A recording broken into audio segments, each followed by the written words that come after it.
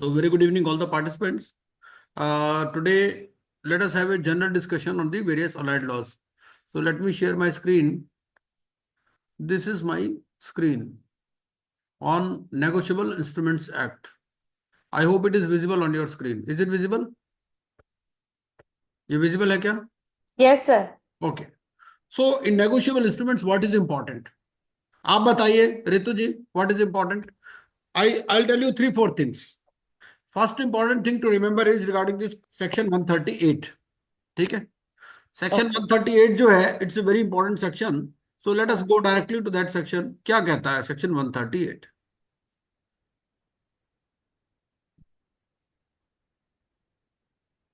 Section 138 वैसे भी बड़ा पॉपुलर है ना, and there is a reference in IBC also. तो 138 क्या बोलता है? Dishonour of a cheque. ठीक है, for insufficiency etcetera of funds in the account. तो इस पहले सबसे पहले चाहे हम 10 ही क्वेश्चन करें लेकिन उसको ध्यान से कर लेंगे आज. ठीक है ना जी? So dishonor of check for insufficiency etc. of funds in the account, where any check drawn by a person on an account maintained by him with a banker for payment of any amount of money to another person from out of that account for the discharge in whole or in part of any debt or other liability. देखिए, सबसे पहला question यहीं पर आ गया आपका. ठीक है, क्या बोला? इन होल और in part of any debt और अदर लाइबिलिटी. इसका मतलब समझा सकते हैं आप? Can you explain me the meaning? The meaning is, if there is no debt or liability, suppose you are giving a gift and that check is dishonored, then it will not be covered by 130. ठीक है, अब वो क्या करता है? ऐसा ही question बना देगा आप. ठीक है, yes. सबसे पहला इंपॉर्टेंट 138 में कि क्या कहता है? इन होल और in part of any debt or other liability. So first of all we have to see whether there is any debt or liability. अब वो जैसे मान suppose they want to make a case study, वो ऐसे बना देगा कि he gave a gift, है ना, and he went to the marriage and he issued him a check as a marriage gift. So the question is whether section 138 can be invoked. The answer would probably be no. ठीक है, जैसा हम पढ़ रहे हैं यहां से. चलिए आगे देखते हैं. Of any debt or other liability is returned by the bank unpaid either. देखिए, then there are reasons. First thing हमने क्या पढ़ा इसमें? डेट या लाइबिलिटी होनी चाहिए. सेकंड पॉइंट क्या है? Because of the amount of money standing to the credit of that account is insufficient. ठीक है, to honour the cheque or that it exceeds the amount arranged to be paid from that account by an agreement made with that bank. इसका क्या मतलब है? सबसे पहला, account amount of money standing to the credit of that account is insufficient. Suppose banker ने कोई गलत entry कर दी. ठीक है, तो in that case the amount will not be considered insufficient. Second क्या है? It exceeds the amount arranged to be paid from that account by an agreement made with that bank. इसका क्या मतलब है? What is the meaning? इसका meaning इसका समझ मतलब सकते ये हैं? है कि सपोज हम एक दिन में ₹1,00,000 का ही ट्रांजैक्शन अलाउ कर रखा है परमिसिबल और 1.5 लाख का चेक दे दिया. Yes. Second is auto SVEEP. Auto एक ऑटो स्वीप होता है. ऑटो स्वीप में क्या है कि आपके अकाउंट में पैसा नहीं है लेकिन आपकी एफडी है, तो एफडी वो ऑटो स्वीप कर देते हैं, है ना. तो वो that will be covered by this. Such person shall be deem to have committed an offence. ठीक है, तो ऑफेंस कमिट करने के लिए क्या क्या चीजें हो गई? पहली बात, डेट और डेट लायबिलिटी लाइबिलिटी. होनी चाहिए, अमाउंट इनसफिशिएंट होना चाहिए, या it should exceed the arrangement. ठीक है, shall be deemed and shall without prejudice to any other provisions of this act be punished with imprisonment for a term which may be extended to 2 years or with fine which may extend to twice the amount of the check or with both. ठीक है, तो ये punishment. अगर punishment का सवाल पूछ ले, बहुत आसान है. सेकंड क्वेश्चन पूछ सकता है डेट और लाइबिलिटी के ऊपर पूछ सकता है ना. In consideration of gift whether it is widely covered. The answer is no. Provided that nothing contained in this section shall apply unless the check has been presented to the bank within a period of 6 months. ठीक है, अभी ये period 3 months हो गया है from the date on which it is drawn or within the period of its validity whichever is earlier. ठीक है, the तो सर अपने को 3 months याद करना है या 6 हाँ months? 3 months ही आजकल तो. ओके. क्यों अनिल जी? एक बार चेक कर लीजिएगा, मेरे हिसाब से 3 मंथ्स ही है। ओके। पहले 6 मंथ्स होता था, may be it is covered by sum rule, या आरबीआई कुछ नोटिफिकेशन वगैरह इशू करते रहते हैं, ठीक है। तो presently it is 3 months. The payee or the holder in due course of the check, as the case may be, makes a demand for the payment of the said amount. देखिए, second important thing, he has to give a notice. ऐसा नहीं कि cheque bounce हुआ और सीधा 138 file कर दिया, ऐसा नहीं होगा, ठीक है। सबसे पहली बात तो उसने चेक टाइमली प्रेजेंट किया हो, timely presentation of cheque. Second क्या है, he has to demand this money by giving a notice. आपका चेक बाउंस हो गया, आपको कोई चेक मिला, बाउंस हो गया, you have to give a notice in writing to the drawer of the cheque within 30 days of the receipt of information by him from the bank regarding the return of the cheque as unpaid, ठीक है।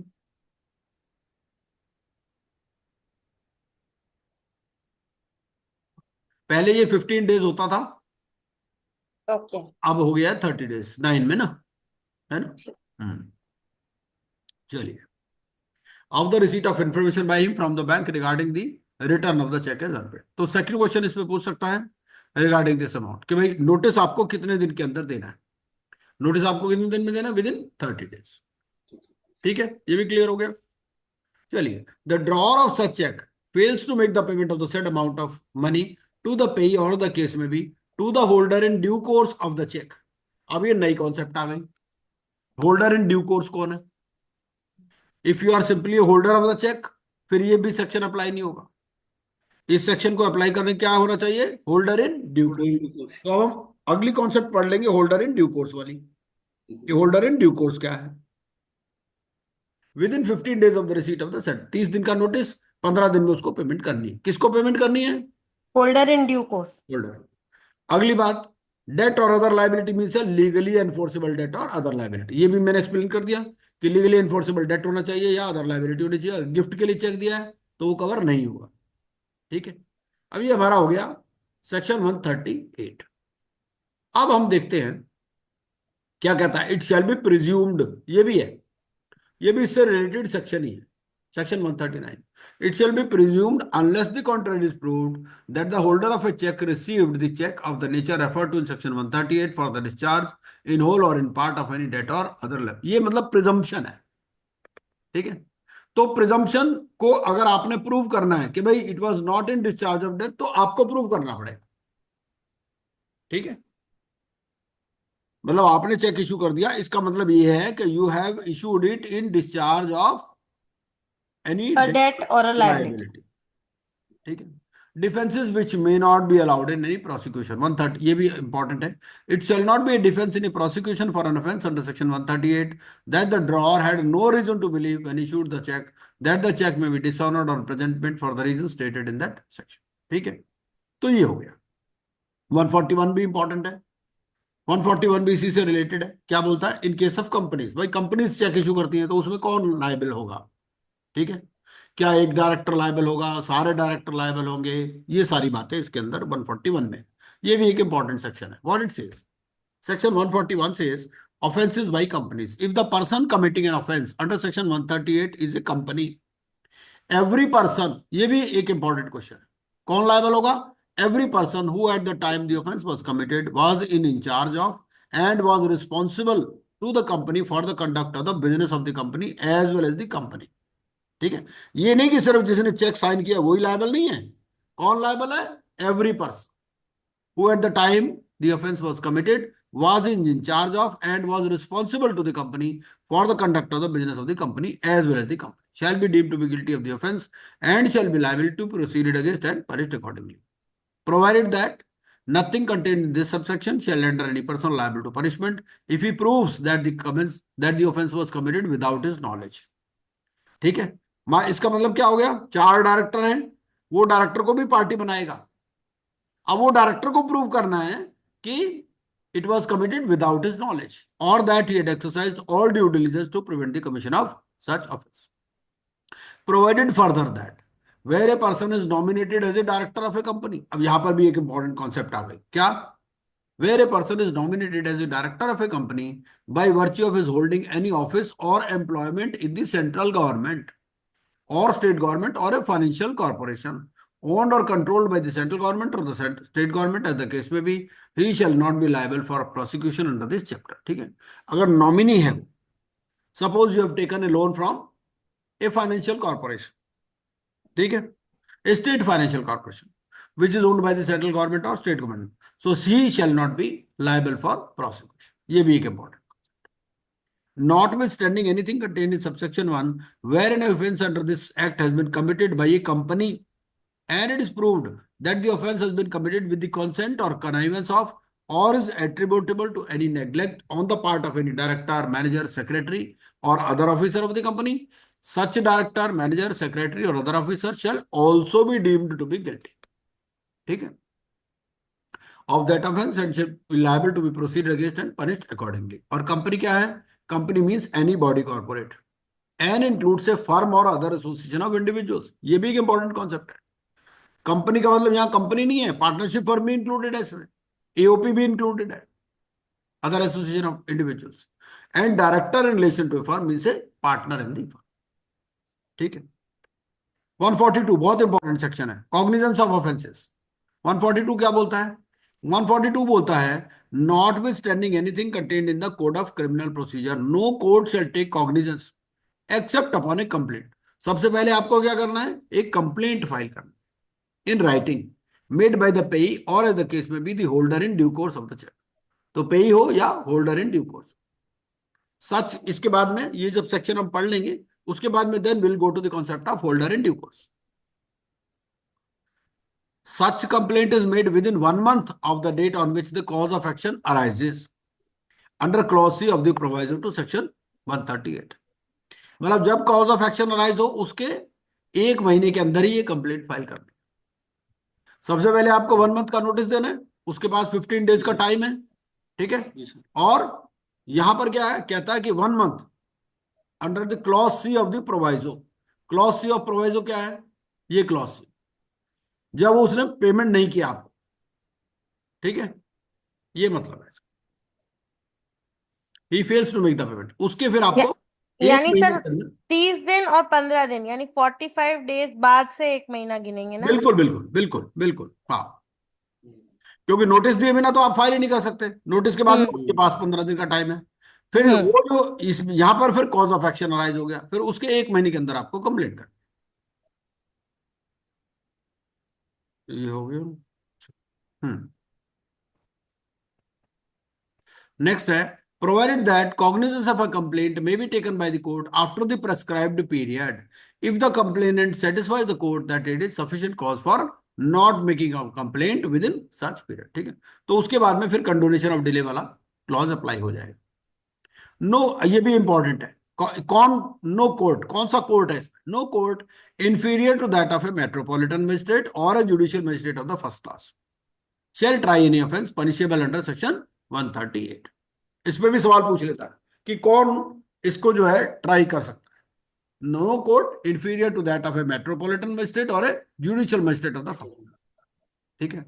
The offence under section 138 shall be inquired into and tried only by a court within whose local. अब local jurisdiction पे भी सवाल है, ये भी important है कि कहां कौन से जुरिस्डिक्शन में होगा. If the tax is delivered for collection through an account. ठीक है, the branch of the bank where the payee or the holder in due course as the case may be maintains the account. जहां पर आपका account है, जिसका cheque bounce हुआ उसका account में जहां. Second, if the check is presented for payment by the payee or holder in due course, otherwise then, तो पहले में क्या है? कहां पर? पेई या होल्डर इन ड्यू कोर्स का जहां पर अकाउंट है वहां. या दूसरा, if the cheque is presented for payment by the payee or holder in due course otherwise through an account. ठीक है, the branch of the dry bank where the dry maintains the account is situated. ठीक है.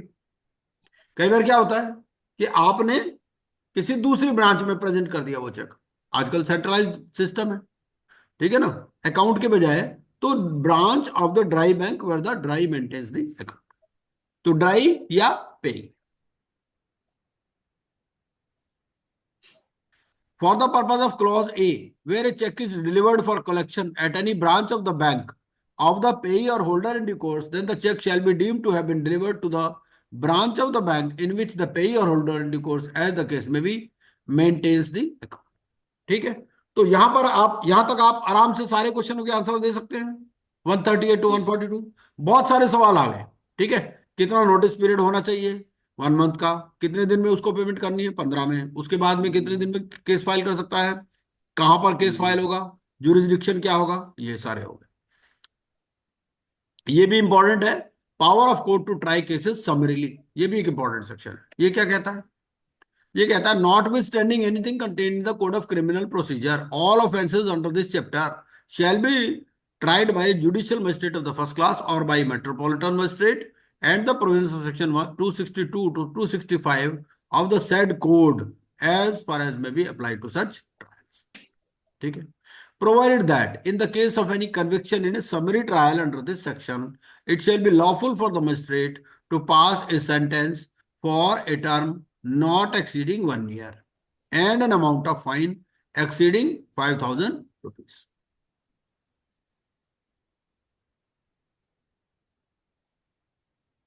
अगर summary trial में क्या है, summary trial में इतनी इम्प्रिजनमेंट है, अदरवाइज तो आपने देखा 2 साल है या ट्वाइस द अमाउंट।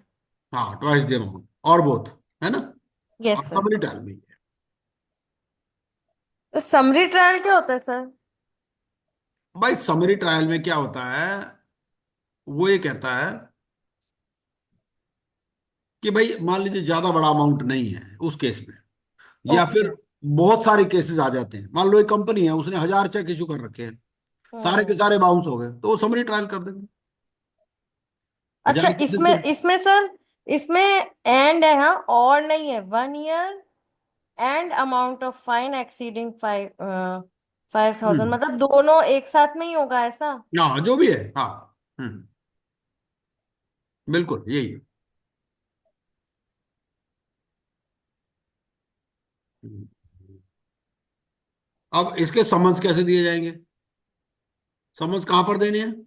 समन्स देने हैं to an accused or a witness where such accused or witness ordinary resides or carries on business or personally works for gain. और कैसे देना आपको? स्पीड पोस्ट या by such courier services as are approved by court of sessions.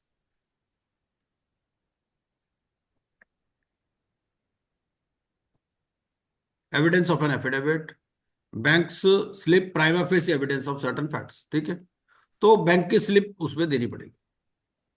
और ये कहता है कि not with standing anything contained in the code of criminal procedure every offence punishable under this act shall be compoundable. ये भी important है।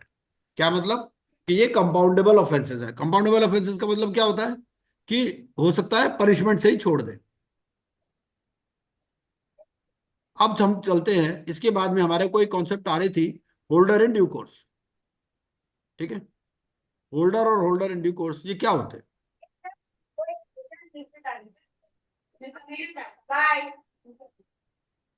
हाँ जी।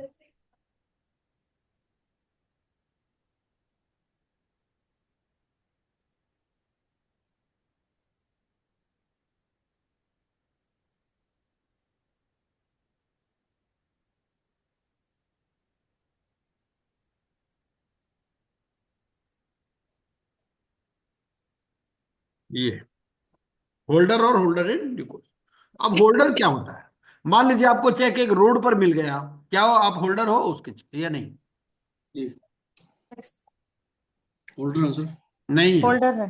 नहीं हो। होल्डर तो है ना sir, holder in holder due नहीं हो कोर्स। आप, नहीं, होल्डर की डेफिनेशन है ना, ऐसा नहीं ना होल्डर।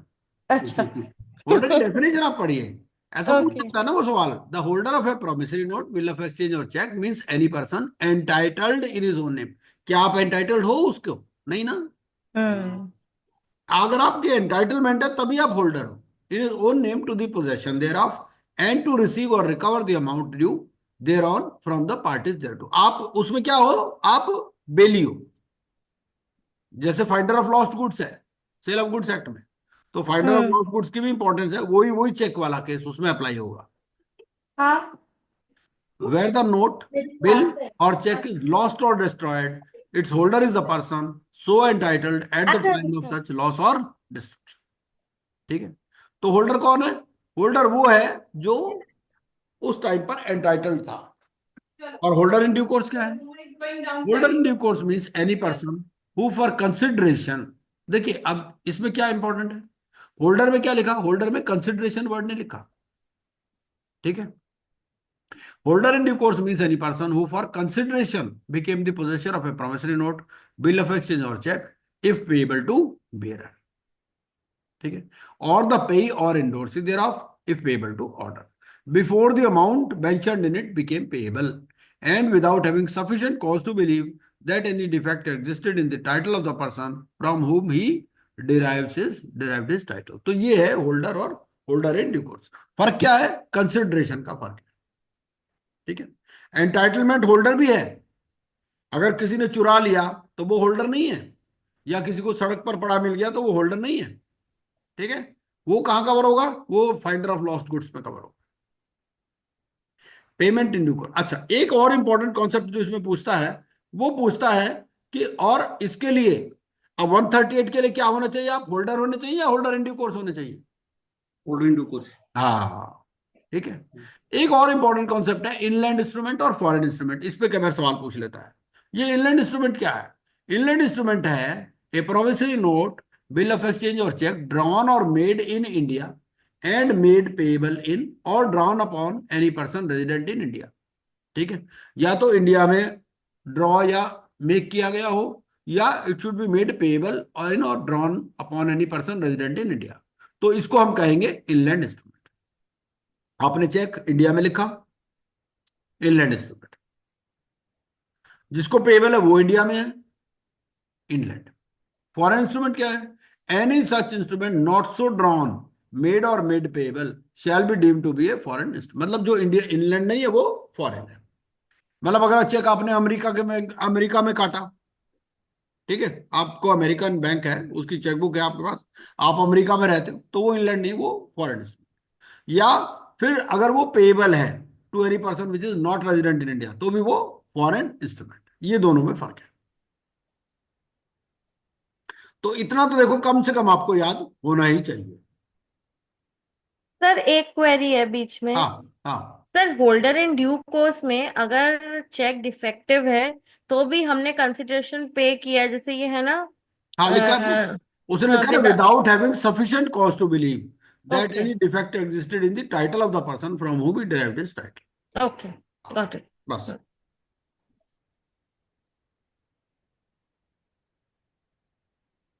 एक सवाल वो पूछ लेता है कि जो नेगोशिएबल इंस्ट्रूमेंट है वो कहाँ डिफाइंड है, कौन से सेक्शन में डिफाइंड है। ये सवाल वो कई बार पूछता है। नॉर्मली क्या होता है, हम अगर तुक्का लगाएंगे तो सोचेंगे यार सेक्शन 2 में होगा या सेक्शन 3 में होगा नॉर्मली, लेकिन ये नेगोशिएबल इंस्ट्रूमेंट यहाँ पर डिफाइंड है सेक्शन 13 में। ये सवाल कई बार पूछ लेता हूँ। तो सेक्शन 13 डिफाइन करता है नेगोशिएबल इंस्ट्रूमेंट क्या है। नेगोशिएबल इंस्ट्रूमेंट मीन्स, वो लिखता है कि the word negotiable instrument is defined in which section. तो ऑप्शन दे देगा आपको, सेक्शन 2, 3, सेक्शन 13, इस तरह से। तो सेक्शन 13 है, ये याद रखना है आपको, कई बार ये सवाल पूछ चुके हैं। A negotiable instrument means a promissory note, bill of exchange और cheque payable either to order और टू बेयर, ठीक है। तो देखिए अब आपने ये समझा। अब नेगोशिएबल इंस्ट्रूमेंट में कोई आपका सवाल है तो बताइए, लेकिन इतना तो आपको जरूर याद करना है, 138 टू 142 ध्यान से पढ़ लेने, हमने यहां भी डिस्कस कर लिए, क्योंकि उसमें बहुत सारे सवाल बन सकते हैं, ठीक है। होल्डर और होल्डर इन ड्यू कोर्स वाली कॉन्सेप्ट, और ये डेफिनेशन कहाँ डिफाइंड है ये, और इनलैंड इंस्ट्रूमेंट और फॉरेन इंस्ट्रूमेंट, इतना तो आपको जरूर याद करना। सर एक होल्डर और holder in due of course, इसमें दोनों में डिफरेंस बताना दोबारा जी। हाँ, मैं बता देता हूँ। होल्डर और होल्डर इन ड्यू, जैसे मैंने पहले बताया, मान लो आपको सड़क पर कोई चेक मिल गया, तो क्या जी आप होल्डर हो? द आंसर इज नो, जी। है ना। होल्डर कौन है? होल्डर है अगर वो एंटाइटल्ड है अपने नाम में, जिसके नाम से काटा गया है। हाँ, एंड टू रिसीव और recover the amount due thereon from the parties thereto, ठीक है। ठीक है। वेयर द नोट और होल्डर इन ड्यू कोर्स में क्या फर्क है, यहां पर कंसिडरेशन है, होल्डर में कंसिडरेशन नहीं है, हम्म। ठीक है। और होल्डर इन सर ड्यू कोर्स में मतलब सर कंसिडरेशन। एक एक एग्जाम्पल देती हूँ मंजीत जी को। होल्डर है ना, गिफ्ट अपन ने किसी को हाँ, गिफ्ट दिया तो वो बिल्कुल होल्डर हो गया, बट इन ड्यू कोर्स नहीं हुआ क्योंकि कंसिडरेशन तो कुछ है ही नहीं। बिल्कुल ठीक है, इसीलिए वो होल्डर वाला जो है ना 138 में हाँ केस फाइल नहीं कर सकता। हाँ वहां पर क्या लिखा है, holder in due course he file कर सकता है, अगर हाँ। कंसिडरेशन है तभी आप केस फाइल कर सकते हो 138 वाला, वरना नहीं कर सकते, ठीक है जी। तो ये है, ठीक है सर एक अब आपका और कोई दो सवाल हो तो बताइए। सर, एक ड्यू कोर्स में ये हो सकता है उसके नाम से भी ना हो चेक, ये हो सकता है। हो सकता है, हो सकता हाँ, है। होल्डर में। वो एंडोर्समेंट में आया ना फिर उसके पास। इंडोर्समेंट में है, ठीक है। हाँ, लिखा है ना, इफ पेएबल टू बियरर और द पेई और इंडोर्सी देयर ऑफ, इफ ठीक पेएबल टू ऑर्डर, ठीक। है अब ना, नहीं मिलेगी। Before the amount mentioned in it became payable and without having sufficient cost of. अच्छा, और कोई सवाल बताइए। सर इसमें जो कई बार देखते हैं प्रैक्टिकल तो 2 बार चेक लगाते हैं, ये वैसे ही है सर या कोई लो में लिखा है सर? जो 138 में चेक बाउंस करवाते हैं हाँ, बैंक में 2 बार लगाते हैं सर उसको। नहीं, वो एक्चुअली क्या होता है, उसका मतलब ये है कि बेसिकली आपने नोटिस दे दिया उसको और उसने कह दिया भाई दोबारा प्रेजेंट कर दो, उस तरह से वो चीज। अच्छा अच्छा। वो कई बार एविडेंस लगाने के लिए लगाते हैं कि भाई ठीक है, भाई हम्म। उसने कह दिया उस टाइम नहीं था, अब दोबारा प्रेजेंट कर दो, वो है। और ऐसा लॉ में ऐसा कुछ अलग से लिखा हुआ नहीं है।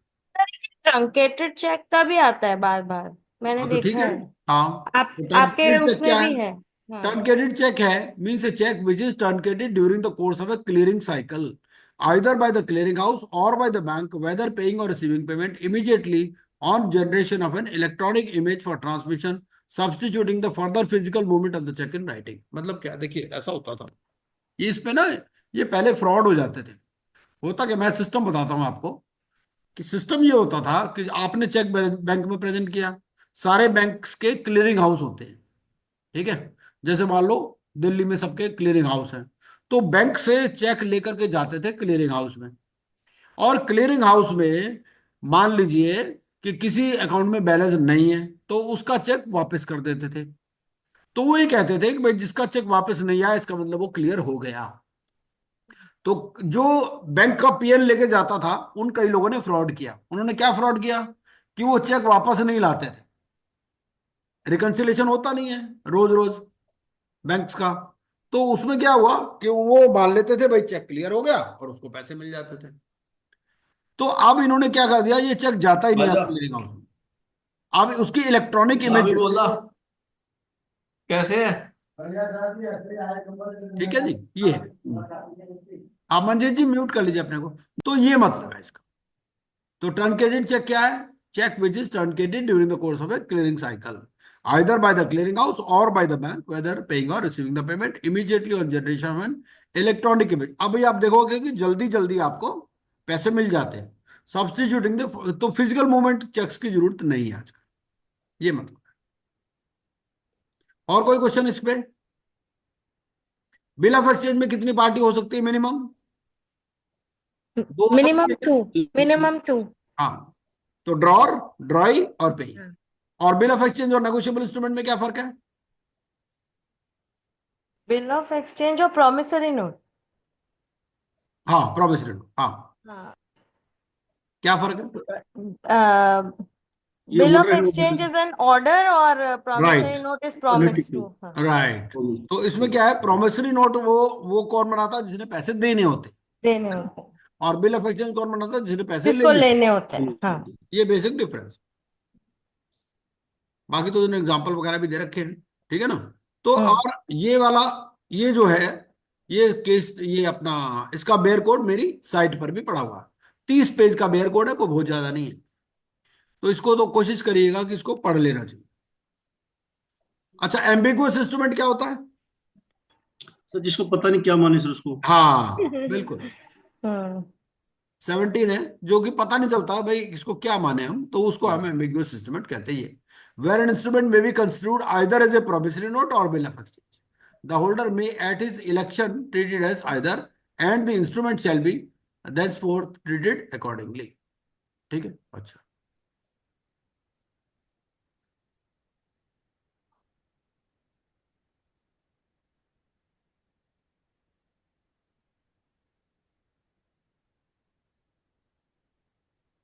एक सर एंडोर्समेंट है सर, काफी इसमें रिस्ट्रिक्टेड एंडोर्समेंट, ये एंडोर्समेंट वो सर उसमें। हाँ हाँ, वो तो है ही, बिल्कुल ठीक है। सर एक स्लिप वाला क्वेश्चन भी आता है, स्लिप हाँ, वाला। स्लिप वाला, हाँ, तो ये आ गया ना इसमें, स्लिप वाला हाँ क्वेश्चन कहते स्लिप हैं। वाला आपके, ये आपके मैंने क्वेश्चंस करे ना, उसमें ये क्वेश्चन था स्लिप हाँ वाला। हाँ हाँ, तो इसीलिए मैं स्लिप वाले पे पिक कर रहा था कि when the maker or holder of a negotiable instrument signs the same otherwise than as such maker for the purpose of negotiation on the back or face or on a slip of paper, है ना, या तो back पे या face पे या slip of paper लगा दीजिए, तो उसको हम कहते हैं एंडोर्समेंट। अब रह गया रिस्ट्रिक्टिव एंडोर्समेंट, ठीक है, वो और देख लेते हैं कि सर एक है ना, एक इसके ये जो क्वेश्चन था ना, इसके ऑप्शन में एक आपने एडेंडम भी लिखा लिखा था, उसका क्या मतलब होता है? वो एडेंडम का मतलब भी वही होता है, वो साथ में अटैच कर दिया आपने और कुछ। अच्छा, हम्म बट वो फॉर्मल होता है। हम्म हम्म।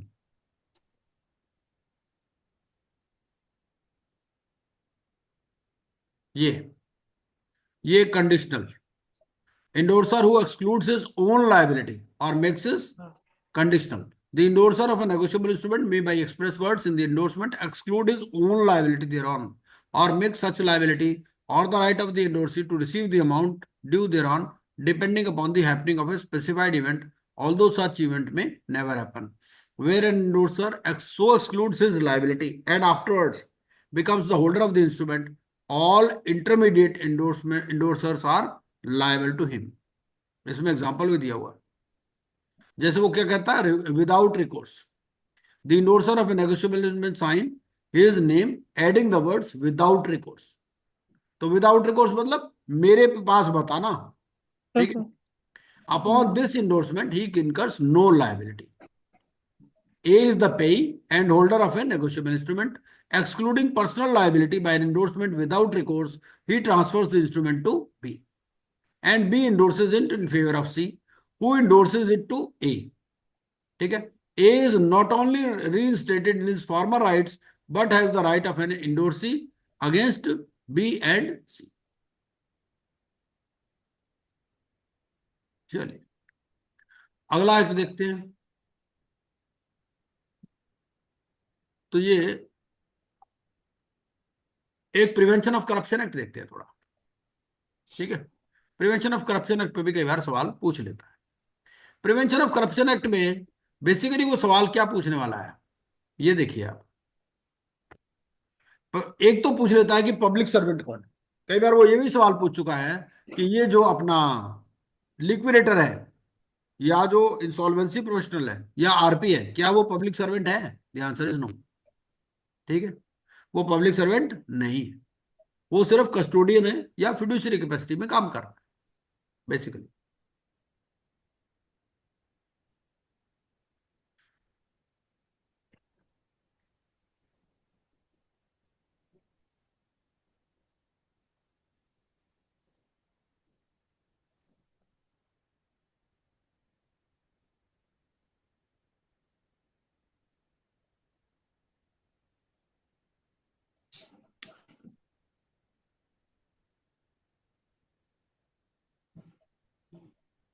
सेक्शन 7 बोलता है, सेक्शन 7 में क्या है, चाहे आप रिश्वत दे रहे हो चाहे ले रहे हो। सेक्शन 7 में क्या है, offences relating to public servant being bribed, ठीक है। Any public servant who obtains और एक्सेप्ट्स और अटेम्प्ट भी इंक्लूडेड है इसमें। सेकंड क्या है, ऑब्टेन्स और एक्सेप्ट्स और attempts to obtain an undue advantage from any person as a reward from the improper और dishonest performance of a public duty, ठीक है, और for forbearing to perform such duty either by himself और another public servant. अब आप ये देखिए कि इसमें दोनों में फर्क क्या है, इन दोनों में क्या फर्क है ए और बी में। एक मिनट,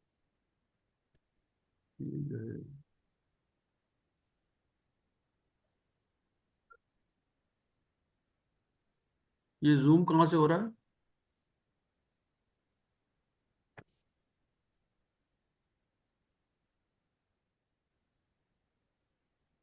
हम्म,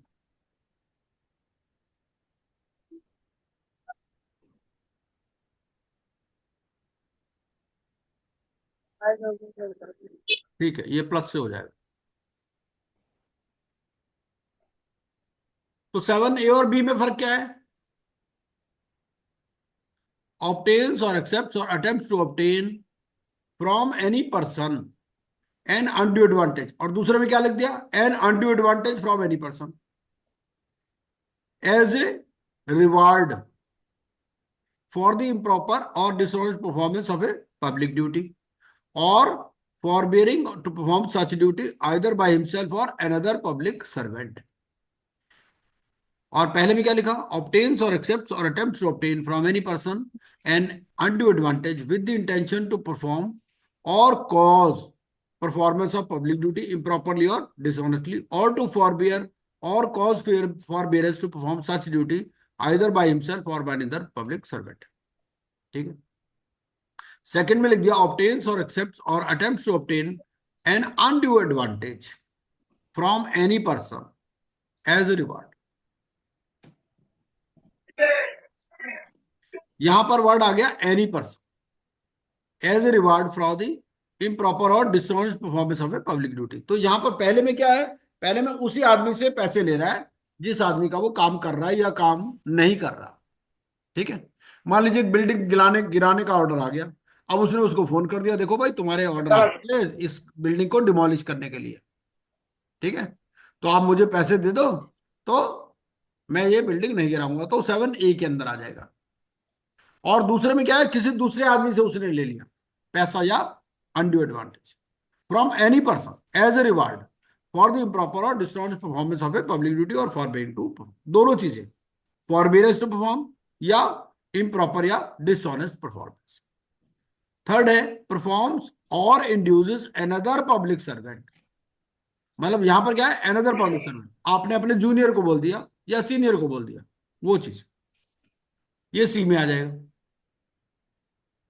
और पनिशमेंट कितनी है, it shall not be less than 3 years but which may extend to 7 years and shall also be liable to fine.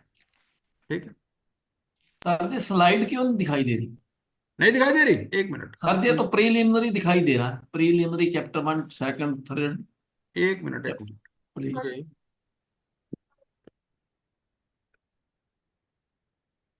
एक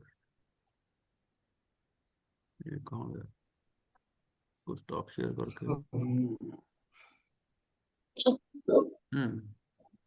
अब नजर आ रहा होगा, मैं भूल गया एक्चुअली, सॉरी। तो ये 7, ठीक है जी, अब नजर आ रहा होगा, आ रहा है सर, आ हाँ रहा है। हाँ ठीक है। तो 7 में क्या है, आपने अपने आप रिश्वत ले ली या किसी दूसरे से पैसे ले लिए, या काम करने के या नहीं करने के, और अटेम्प्ट भी इंक्लूडेड है, परफॉर्म्स और इंड्यूसेस, या दूसरे पब्लिक सर्वेंट को बोल दिया आपने अपने सीनियर या जूनियर को, भाई ये काम मत करना या कर देना। ठीक है, पनिशमेंट कितनी है, पनिशमेंट है आपकी 3 years to 7 years, minimum 3 maximum 7। Example भी दे रखे हैं,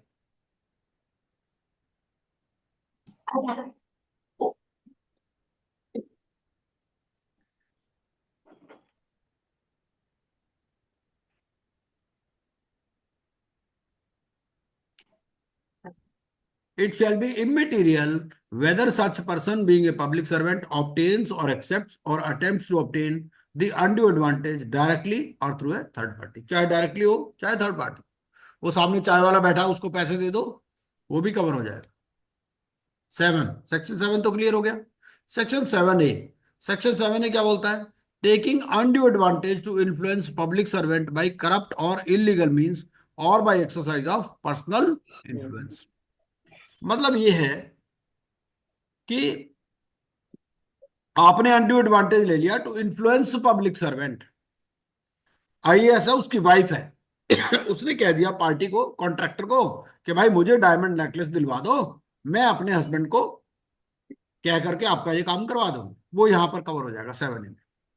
Whoever accepts or obtains or attempts to obtain from another person for himself or for any other person any undue advantage as a motive or reward to induce a public servant by corrupt or illegal means or by exercise of his personal influence to perform, ठीक है, तो यहां पर भी कितना है 3 years to 7 years of fine।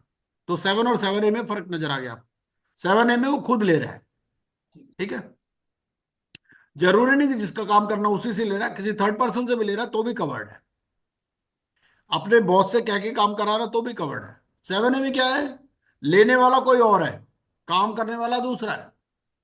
तो इसमें जैसे अगर वाइफ ले लेती है, मान लीजिए डायमंड नेकलेस एक कॉन्ट्रैक्टर से, तो लाइबिलिटी किसके ऊपर आ जाएगी? वाइफ के ऊपर आ जाएगी। ठीक है। सर इसमें जो 7A है, हाँ, इसमें पेनल्टी जो इम्प्रिजनमेंट है किसकी सर, वाइफ की है या पब्लिक सर्वेंट की सर? वो प्रूव करेंगे, जैसे अगर वाइफ की होगी तो वाइफ को होगी। लिखा ना, हु एवर एक्सेप्ट और attempts or attempts to obtain from another person for himself or for any other person any undue advantage as a motive or reward to induce a public servant by corrupt or illegal means or by exercise of his personal influence। ठीक है। तो sir इसका मतलब ये है कि आम आदमी को भी सजा इतनी ही होगी और पब्लिक सर्वेंट को भी इतनी होगी, ऐसा? हाँ बिल्कुल मतलब बिल्कुल, यही मतलब मतलब। सपोज अगर आप पब्लिक सर्वेंट हो और मैं आपको ब्राइब कर रही हूँ तो मेरे को भी इतनी सजा होगी? हाँ बिल्कुल बिल्कुल बिल्कुल, हाँ वो तो है ही, लिखा है ना। इवन अटेम्प्ट पर भी है, यहां पर भी अटेम्प्ट है। और 8 क्या है? Offences related to bribing of a public servant. अब अगर पब्लिक सर्वेंट को आप ब्राइब करते हो तो क्या है? एनी पर्सन हु गिव्स और promises to give an undue advantage to another person or persons. मतलब ये कि जैसे मान लीजिए कोई पॉलिटिशियन है, आपने पॉलिटिशियन को पैसा दे दिया कि भाई उसको फोन कर दो, ऑफिसर को, या आपने किसी किलर को फोन कर दिया, गुंडे को फोन कर दिया कि भाई पब्लिक सर्वेंट से काम करा देना, तो ये उसमें 8 में कवर हो जाएगा। 7 में क्या है? 7A में पर्सनल इन्फ्लुएंस है। ठीक है ना, इसमें पर्सनल इन्फ्लुएंस है। लेकिन 8 में क्या है? 8 में दो आदमी आपस में कॉन्ट्रैक्ट कर रहे हैं, दोनों पब्लिक सर्वेंट, इसमें कोई है ही नहीं 8 में। तो एनी पर्सन हु गिव्स और promises to give an undue advantage to another person or person. एक आदमी गुंडे से कॉन्ट्रैक्ट करता है कि भैया मेरा इस अफसर से काम करवा दो, मैं तुम्हें 5 करोड़ रुपए दे दूंगा, सेक्शन 8 लग जाए। ठीक है।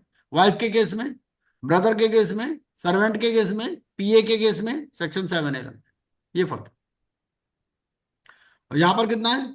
Shall be punishable with imprisonment for a term which may extend to 7 years or with fine or with both. ठीक है। Provided that the provisions of this section shall not apply where a person is compelled to give such undue advantage. ठीक है। Provided further that, अब किसी आदमी को compel कर दिया है ना, तो उस केस में क्या होगा? उसको रिपोर्ट करना पड़ेगा to the law enforcement authority और investigating agency within period of 7 days from the date of giving such undue advantage. ठीक।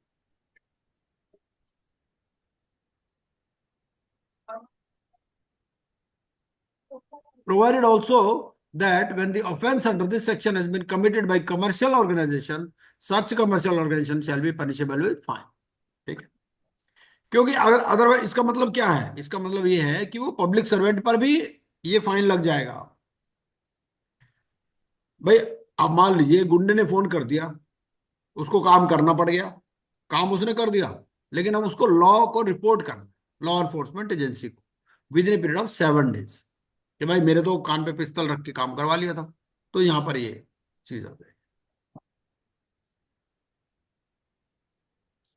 A person P gives a public servant S an amount of 10,000 rupees to ensure that he is granted a license gate बंद करके gate बंद over करके all the other bidders. P is guilty of an offense under this subsection. It shall be immaterial whether the person to whom an undue advantage is given or promised to be given is the same person as the person who is to perform or has performed the public duty। ठीक है। Commercial organisation section 9। Section 8 में क्या खास बात है कि यहां minimum period 3 years नहीं है, लिखा है may extend up to 7 years for a term which may extend to 7 years or with fine or with both. जबकि सेक्शन 7 और 7A में 3 years to 7 years। सेक्शन 9 क्या बोलता है? सेक्शन 9 बोलता है offence related to bribing a public servant by a commercial organisation. ठीक। भाई कंपनियों में भी काम होते हैं, तो कंपनी में कोई इम्प्रिजनमेंट तो होगी नहीं, है ना। लेकिन जो बंदा एसोसिएटेड है विद सच कमर्शियल ऑर्गेनाइजेशन, जरूरी नहीं कि वो एम्प्लॉय हो, अगर वो एजेंट है या कंसल्टेंट है तो भी उस पर लायबिलिटी आ जाएगी। ठीक है, where an offence of this act has been committed by commercial organisation such organisation shall be punishable with fine. ठीक है, ऑर्गेनाइजेशन पे तो फाइन ही होगा, है ना। If any person associated with such commercial organisation gives और promises to give any undue advantage to a public servant intending to obtain और retain business for such commercial organization or to obtain or retain an advantage in the conduct of business, ठीक है, provided that it shall be defense for the commercial organization to prove that it had in place adequate procedures in compliance of such guidelines as may be prescribed to prevent persons associated with it from undertaking such conduct। अब ये line क्यों लिखी proviso, ये इसलिए लिखा कि बहुत सारी कंपनीज हैं, वो क्या है, वो जब भी एम्प्लॉय भी हायर करती हैं या कंसल्टेंट हायर करती हैं, उनसे भी अंडरटेकिंग लेती हैं कि देखो ऐसा है कि हम लोग ना रिश्वत देते हैं ना रिश्वत लेते हैं। ठीक है, अब एक कंसल्टेंट खुद ही बोल बोल के मान लो बोले पब्लिक सर्वेंट को कि भैया मैं आपको पैसे दे दूंगा, तो company will not be held responsible because of this provides. ठीक है, अगर उसने एडिक्वेट प्रोसीजर्स है, अगर उसका अपना स्टैंडर्ड ऑपरेटिंग प्रोसीजर है जो कि एग्रीड है, मान लीजिए वो कंसल्टेंट हायर करती है और उसको कह देती है कि भैया आप कोई भी रिश्वत देंगे या लेंगे नहीं, तो उस केस में यहां पर बच जाएगा। For the purpose of this section, a person is said to give or promise to give any undue advantage to a public servant if he is alleged to have committed the offence under Section 8, whether or not such person has been prosecuted for such offence. For the purpose of Section 8, commercial organization कौन है? Commercial organization जो body which is incorporated in India, any other body which is incorporated outside India and which carries on business or part of a business in any part of India, partnership firm, association of persons भी covered है इसमें। ठीक है, तो ये सारी चीज जिसका या तो बिजनेस या तो इंडिया में फॉर्म्ड है या इंडिया में बिजनेस है।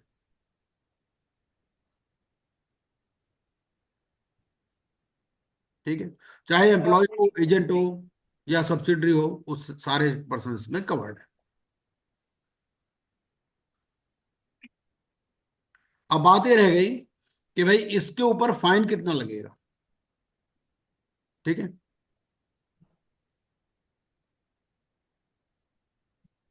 सेक्शन 9 में कितना फाइन है?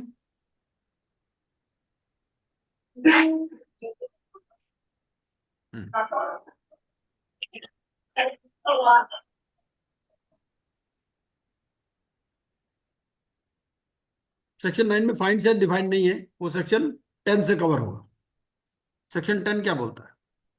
सेक्शन 10 बोलता है person in charge of commercial organisation to be guilty of offence. ठीक है, where an offence under section 9 is committed and such offence is proved in the court. ठीक है, तो उस केस में इंप्रिजनमेंट होगा not less than 3 years but which may extend to 7 years and shall also be liable to fine.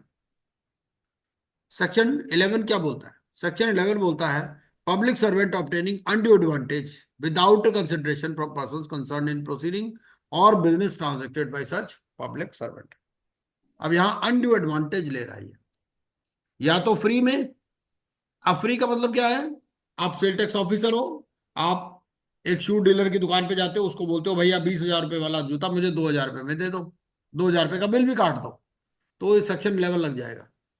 ठीक है, any undue advantage without consideration or for a consideration which he knows to be inadequate, तो section 11 कितना है इसमें?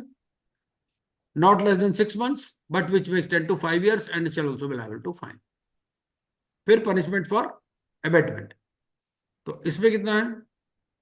whoever abets any offense punishable under this act, चाहे वो offence commit हुआ हो या ना हुआ हो। ठीक है, तो उस केस में क्या होगा? It shall be punishable with imprisonment for a term which shall not be less than 3 years but which may extend to 7 years and shall also be liable to fine. अब बात ये आती है कि अबेटमेंट को क्या मानोगे आप, कि अबेटमेंट क्या है? अबेटमेंट और अटेम्प्ट में कोई फर्क है क्या? तो यहां पर वर्ड क्या लिखा? अबेटमेंट। अब डेफिनेशंस में देख लेते हैं कि डेफिनेशन में कोई अबेटमेंट या अटेम्प्ट में कोई फर्क है क्या?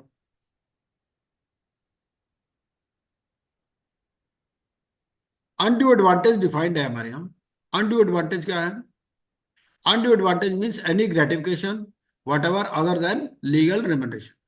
और ये जरूरी नहीं कि पैसे में ही हो, ठीक है। It is not limited to pecuniary gratification और to gratification estimable in money. Or legal remuneration is not restricted to remuneration paid to public servant, but includes all remuneration which is permitted by the government or the organization which he serves to receive.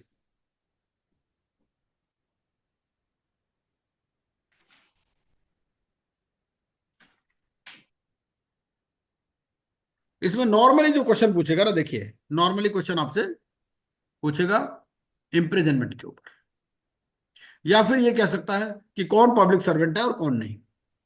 दो type के question basically आपको, वैसे तो question कुछ भी पूछ सकता है, लेकिन मेनली आपको ये दो चीजें तो याद रखनी चाहिए। और ग्रेटिफिकेशन जो है, ये जरूरी नहीं है कि भाई आपका it should be in money terms only. ये बहुत इंपॉर्टेंट है।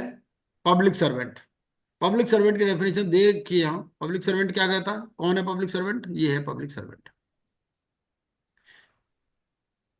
देखिए बेसिकली अगर कोई प्राइवेट कंपनी है, ठीक है, एक प्राइवेट लिमिटेड कंपनी है, आप उसमें गए, आपने उसके अकाउंटेंट को रिश्वत दे दी, क्या प्रिवेंशन ऑफ करप्शन एक्ट लगेगा? The answer is no. ठीक है, गवर्नमेंट के साथ कुछ लिंक होना चाहिए तभी पब्लिक सर्वेंट में आएगा। ठीक है, any person in the service और पे ऑफ द गवर्नमेंट और remunerated by the government for fees और कमीशन। गवर्नमेंट डिपार्टमेंट के कोई कंसल्टेंट भी है तो भी इसके अंदर कवर्ड हो जाएगा, जरूरी नहीं कि सर्विस में ही हो। कोई कॉन्ट्रैक्ट पर है वो भी हो जाएगा। Any person in the service और pay of A local authority, any person in the service और pay of A corporation established by और अंडर ए सेंट्रल प्रोविंशियल और स्टेट एक्ट और एन अथॉरिटी और बॉडी ओन्ड और कंट्रोल्ड और added bye the government और ए government company. Any जज, तो जज इसके अंदर आ जाएगा। Any person authorise by court of justice, ठीक है, तो इसमें क्या है, इंक्लूडिंग ए लिक्विडेटर। ये लिक्विडेटर वो लिक्विडेटर नहीं है जो आप लिक्विडेशन में अपॉइंट करते हो। ये लिक्विडेटर कौन है? ये liquidator official liquidator, receiver or commission appointed by such court. ठीक है, any arbitrator or other person to whom any cause or matter has been referred, तो ये भी इसके अंदर आ जाएगा। Any person who holds an office by virtue of which is empowered to prepare publish, ये इलेक्टोरल रोल वाले भी इसके अंदर आ जाएंगे।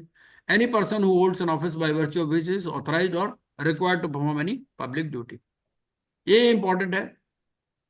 अगर कोई प्रेसिडेंट है, सेक्रेटरी है, या other office bearer of a registered cooperative society engaged in agriculture, industry, trade or banking, receiving or having received any financial aid from the central government or state government or from any corporation, any person who is a chairman, member or employee of any service commission, ठीक है, banking service recruitment board है, UPSC है, state service commission है, सारे इसके अंदर आ जाएंगे बाय वॉट एवर नेम, और a member of any selection committee appointed by such commission और बोर्ड, तो भी इसके अंदर आ जाएगा। Next is any person who is a vice chancellor और member of any governing body, professor, reader, lecturer और एनी अदर टीचर और एम्प्लॉई। ठीक है, कैशियर है दिल्ली यूनिवर्सिटी का, इसके अंदर कवर्ड होगा। By whatever designation called of any university and any person whose services have been availed of by university और any other public authority in connection with holding और conducting examinations. मतलब आपकी invigilation duty लगी है, आप student से पैसे ले लेते हो, आप यहां पर कवर्ड हो जाओगे।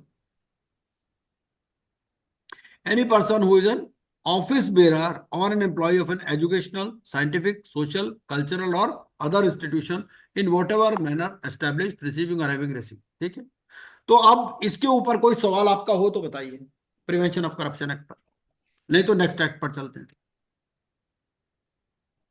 क्या खास ध्यान रखना है आपको? सबसे पहले तो ये देखना है कि पब्लिक सर्वेंट कौन है। मोटी बात कैसे याद रखोगे आप?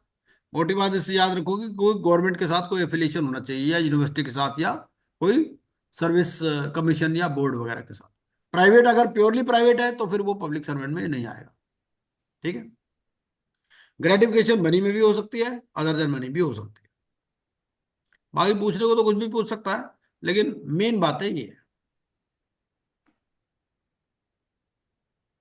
चलिए अगला एक्ट देखते हैं।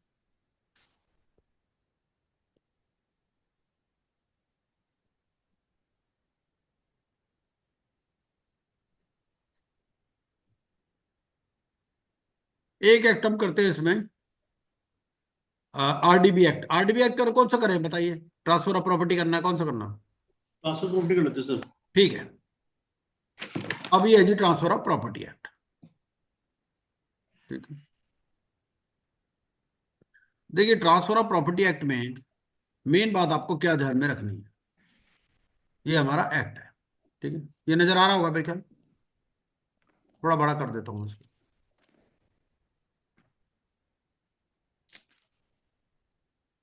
ठीक है जी, क्लियर है, आ रहा है ना नजर? हाँ जी, आ रहा है सर। हाँ। सबसे पहले तो ये बताइए, ट्रांसफर ऑफ प्रॉपर्टी एक्ट में एक तो बेसिकली क्या है, एक एक्ट इन्वॉल्व है। अगर मान लो विल है, तो विल जो है क्या वो ट्रांसफर ऑफ प्रॉपर्टी एक्ट में कवर्ड है या नहीं है?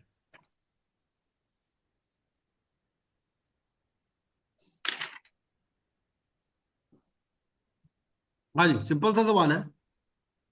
विल जो है वो क्या कहता है, इंटर बोवोस ट्रांसफर।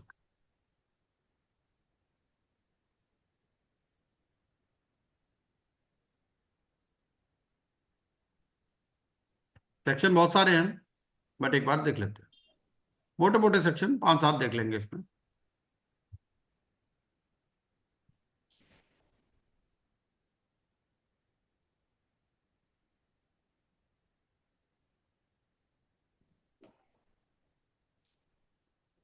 सर दिल्ली का तो मिला ही नहीं, बाहर का मिल रहा है सर स्लॉट। हैं? दिल्ली का स्लॉट नहीं मिला सर। मेरठ, मेरठ देख लो, मेरठ गाजियाबाद। हाँ मेरठ, करनाल का मिल रहा है सर, करनाल ले करनाल। लो, करनाल क्या का कर दिक्कत लो। है? हाँ। प्रधान जी करनाल है, कर लो, करनाल मिलेंगे इकट्ठे। हम्म।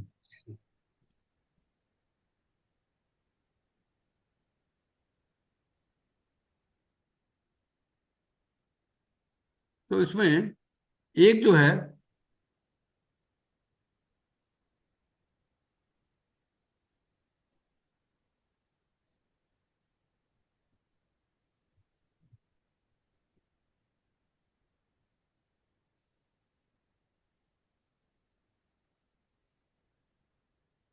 सर जी मॉक टेस्ट में नंबर क्यों नहीं दिखाता, जो साइट पे आता है आईबीबीआई के, उसमें नंबर क्यों नहीं दिखाता?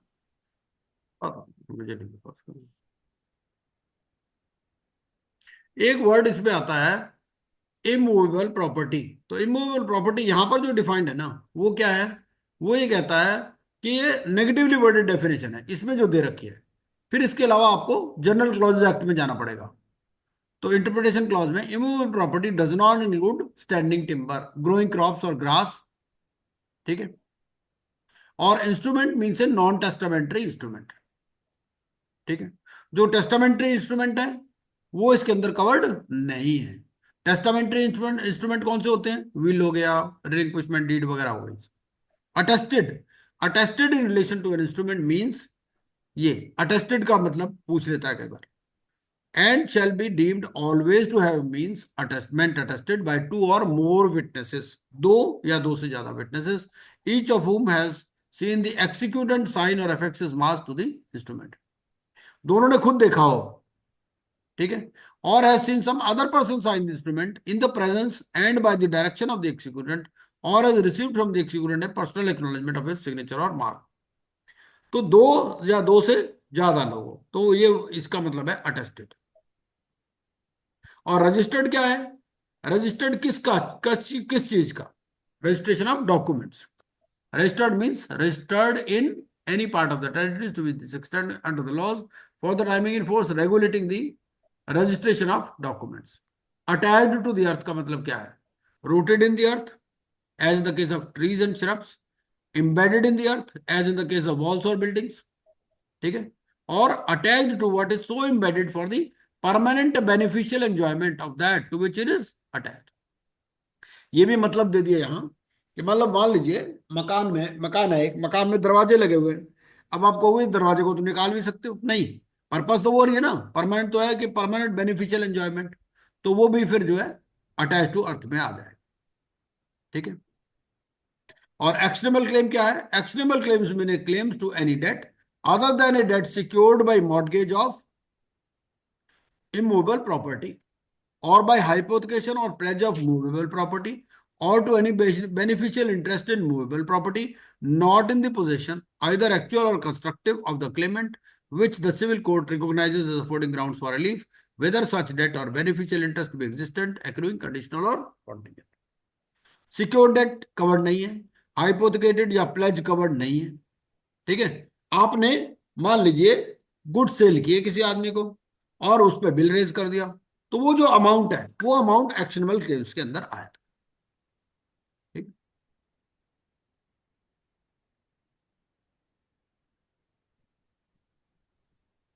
ये भी इंपॉर्टेंट है। A person is said to have notice of a fact. Notice का मतलब क्या है? नोटिस का मतलब ये है कि when he actually knows that fact, or when but for willful abstention from an inquiry or a search which he ought to have made, or gross negligence, he would have known it. ठीक,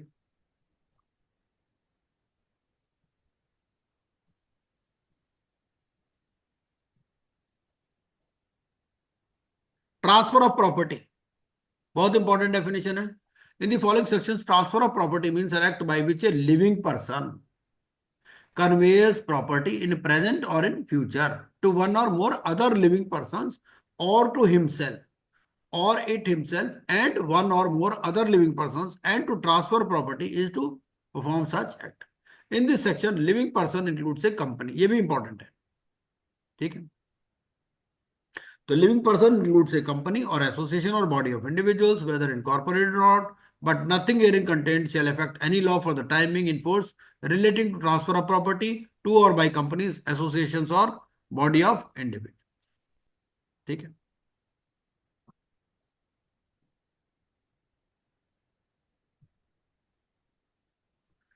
second point है what may be transferred. तो क्या transfer कर सकते हो और क्या transfer नहीं कर सकते।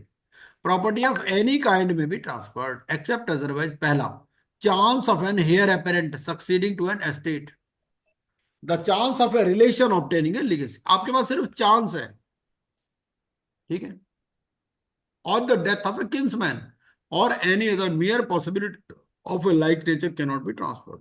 जैसे मान लीजिए प्रॉपर्टी का ओनर मैं हूं, अब मेरा बेटा जो है उसके पास क्या है, चांस है ना, कि भाई मेरे मरने के बाद प्रॉपर्टी उसके पास आ जाएगी, लेकिन वो इस राइट को ट्रांसफर नहीं कर सकता। Chance of an heir apparent succeeding to estate. ठीक है, second, mere right of re entry for breach of a condition, ये नहीं ट्रांसफर हो सकती। मतलब क्या है कि मैंने लीज पर दे रखी है और मैंने लिखा भाई पेमेंट नहीं होगी तो दोबारा I have got a right of re entry, तो ये जो mere right of re entry है ये नहीं ट्रांसफर हो सकती। An easement can not be transferred apart from the dominant heritage. अरे ईजमेंट क्या होती है, दो प्लॉट है आगे पीछे, पीछे वाला प्लॉट जो है उसके जस्ट पीछे है, तो उसमें से रास्ता दे रखा है रोड पर आने के लिए, रोड पे तो आएगा ना, कूद के तो आएगा नहीं बंदा, तो ये सिर्फ खाली ईजमेंट ट्रांसफर नहीं हो सकती, उसके साथ में वो प्लॉट भी ट्रांसफर करना पड़ेगा। मतलब a right to future maintenance in whatsoever manner arising, secured or determined, cannot be transferred.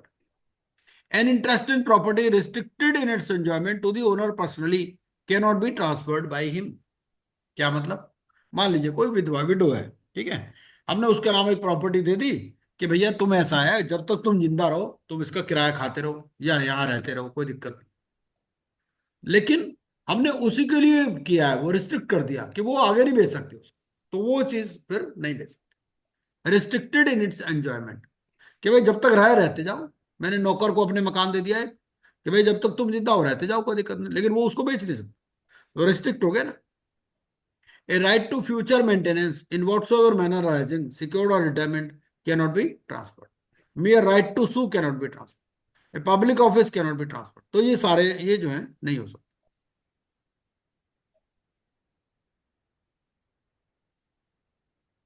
Person competent to transfer, अब कौन कंपिटेंट है कौन नहीं, ये है every person competent to contract and entitled to transferable property or authorized to dispose of transferable property not his own is competent to transfer such property either wholly or in part and either absolutely or conditionally. जो भी competent of transfer है वो property को transfer कर सकता है। Section 8 क्या बोलता है, सेक्शन 8 बोलता है operation of transfer unless a different intention is expressed or necessarily implied. A transfer of property passes forthwith to the transferee all the interest which the transferor is then capable of passing in the property.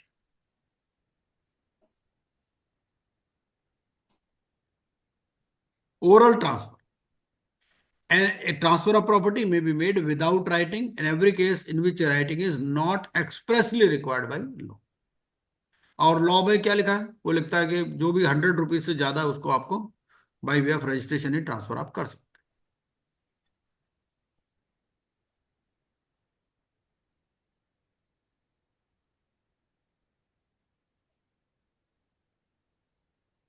ये बहुत important section है, transfer for the benefit of unborn person.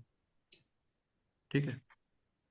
Where on a transfer of property an interest therein is created for the benefit of a person not in existence at the date of transfer. मैं आज की date में transfer करना चाहता हूं अपने पोते के नाम, ग्रैंड सन के नाम. ठीक है. माई सन इज नॉट येट मैरिड. ठीक है. तो मैं क्या करता हूं, उस प्रॉपर्टी को अपने फ्रेंड को ट्रांसफर कर देता हूं कि भैया ऐसा है कि मैं ये प्रॉपर्टी अपने अनबॉर्न ग्रैंडसन के लिए ट्रांसफर करना चाहता हूं, तो मैं अभी आज की डेट में आपको ट्रांसफर करूं. Where on a transfer of property an interest there is created और बेनिफिट के लिए for the benefit of a person not in existence at the date of the transfer subject to a prior interest created by the same transfer. The interest created for the benefit of such person shall not take effect unless it extends to the whole of the remaining interest of the transferor in the property. मतलब क्या? illustration दे रखा. A transfers property of which he is the owner to be in trust. ठीक है. A owner है, उसने property transfer कर दी किसको? B को. उसने कह दिया भाई ये इन ट्रस्ट ट्रांसफर की है for A and his intended wife successively for their lives. ठीक है. And after the death of the survivor for the eldest son of the intended marriage for life and after his death for A's second son. The interest so created for the benefit of the eldest son does not take effect because it does not extend to the whole of A's remaining interest in the property. Basically क्या है कि वो ये कहता है because it does not extend to the whole of A's remaining interest in the property. A transfers property of which he is the owner to B in trust for A and his intended wife successively for their lives and after the death of the survivor for the eldest son of the intended marriage for life and after his death for A's second son. The interest so created for the benefit of the eldest son does not take effect because it does not extend to the whole of the A's remaining interest in the property.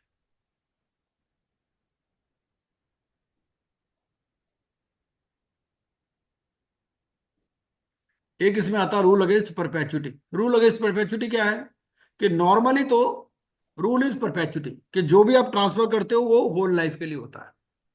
तो no transfer of property can operate to create an interest which is to take effect after the life time of one or more persons living at the date of such transfer and the minority of some person who shall be in existence at the expiration of that period and to whom if he attains full age the interest created is to belong. मतलब ये है कि basically कि आप transfer नहीं कर सकते which is to after the lifetime of one or more persons living at the date of such transfer and the minority of some person who shall be in existence at the expiration of that period. मतलब ये है कि आप property ऐसे transfer कर सकते हो, आपने अपने फ्रेंड को ट्रांसफर कर दी और फ्रेंड को बोला भाई देखो ऐसा है मेरा जब ग्रैंडसन बॉर्न हो जाए तब तक वो फिर आप उसको ट्रांसफर कर देना या उसके पास प्रॉपर्टी चली जाएगी. मैक्सिमम कब तक चली जाएगी? जब तक वो मेजर नहीं हो जाता. ठीक है. मतलब ये है.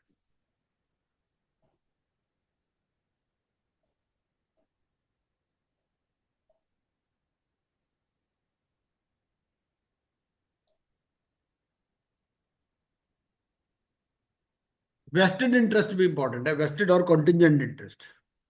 वेस्टेड इंटरेस्ट क्या है वेस्टेड इंटरेस्ट ये है कि where on a transfer of property an interest there is created in favour of a person without specifying the time when it is to take effect or in terms specifying that it is to take effect forthwith or on the happening of an event which must happen, such interest is vested unless a contrary intention appears on the terms of the transfer. A vested interest is not defeated by the death of the transferee before he obtains possession. An intention that an interest shall not be vested is not to be inferred merely from a provision whereby the enjoyment thereof is postponed or whereby a prior interest in the same property is given or reserved to some other person or whereby income arising from the property is directed to be accumulated until the time of enjoyment arrives or from a provision that if particular event shall happen, the interest shall pass to other person. When unborn person acquires vested interest on transfer for his benefit, where on a transfer of property an interest then is created for the benefit of a person not then living. मैं आज transfer कर रहा हूं अपने grandson के लिए. He acquires upon his birth, unless a contrary intention appears on the terms of transfer, a vested interest, although he may not be entitled to the enjoyment thereof immediately on his birth. और contingent interest क्या है? Contingent interest इसका just opposite है कि where on a transfer of property, an interest there is created in favor of a person to take effect only on the happening of a specified uncertain event. Or if a specified uncertain event shall not happen, such person thereby acquires a contingent interest in the property. Such interest becomes a vested, जैसे insurance वाले claims, insurance के जो contracts होते हैं उसमें क्या है, contingent interest. Such interest becomes a vested interest in the former case on the happening of the event, in the latter when the happening of that event becomes impossible.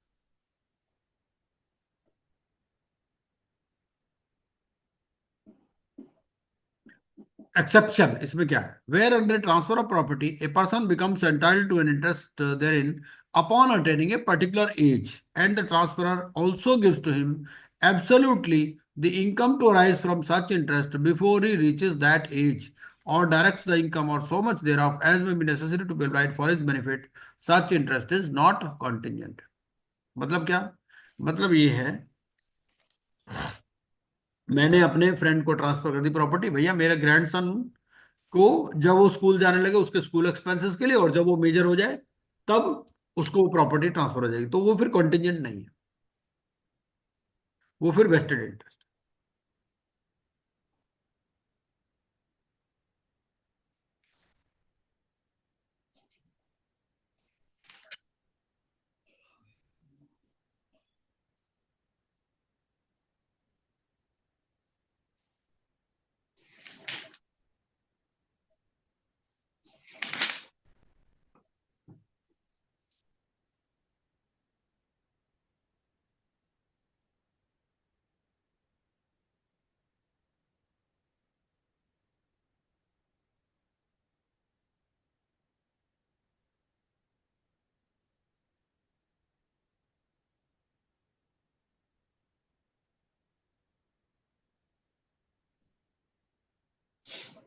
और sale क्या है? Sale is a transfer of ownership in exchange for a price paid or promised or part paid and part promised.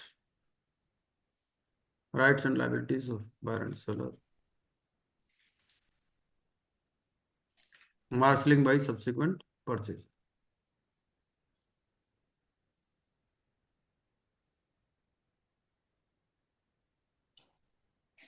मॉर्टगेजेस, simple mortgage. Simple mortgage क्या है? Without delivering possession. यहां possession नहीं दे रहे. The mortgagor binds himself. Mortgagor कौन है? मॉर्टगेजर वो है बेसिकली जिसने लोन लिया है ना, यही है. Mortgage is the transfer of an interest in specific immovable property for the purpose of securing the payment of money advanced or to be advanced by way of loan, an existing or future debt, or the performance of an engagement which may give rise to a pecuniary liability. Transferor is called a mortgager, transferee mortgagee. Principal money and interest of which the payment is secured are called the mortgage money, and the instrument by which the transfer is effected is called the mortgage deed. Simple में क्या है? Possession नहीं है, ठीक है.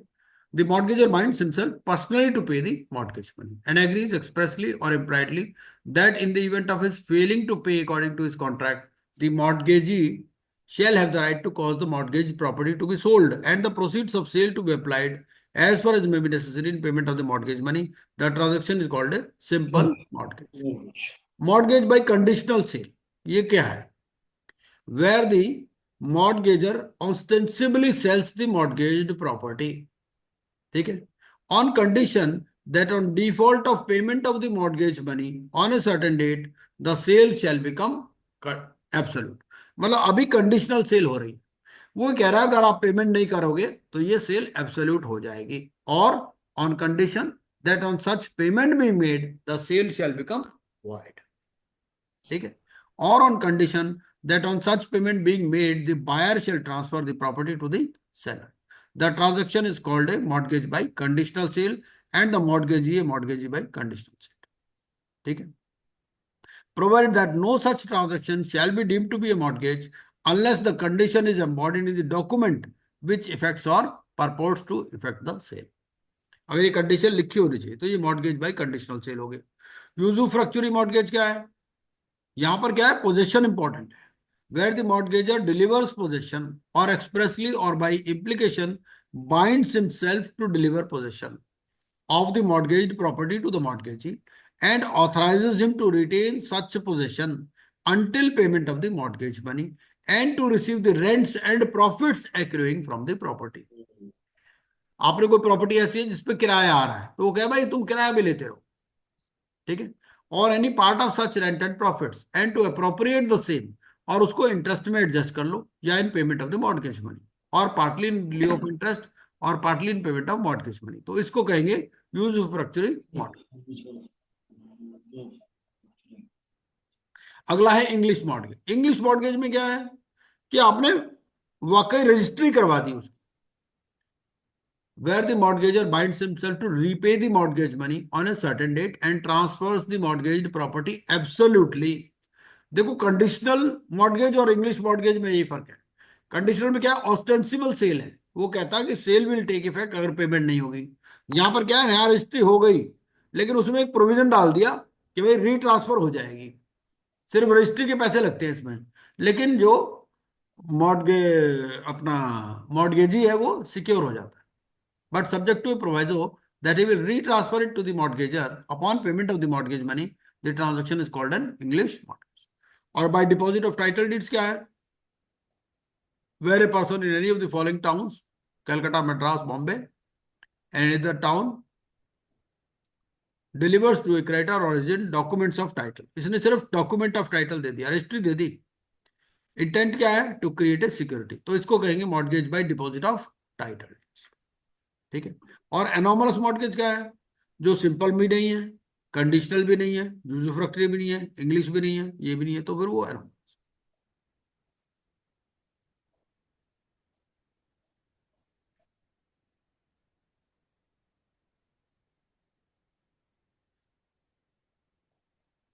एक इसमें ना लीज के ऊपर का मेरा सवाल पूछ लेता है.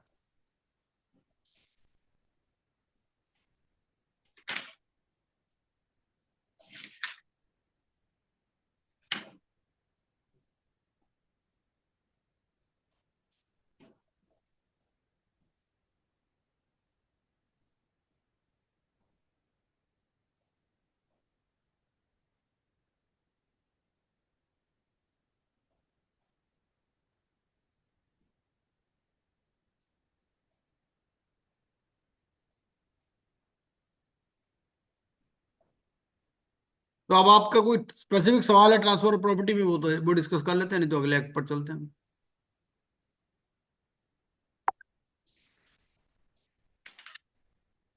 शुरू से बिल का बोल रहे थे जी.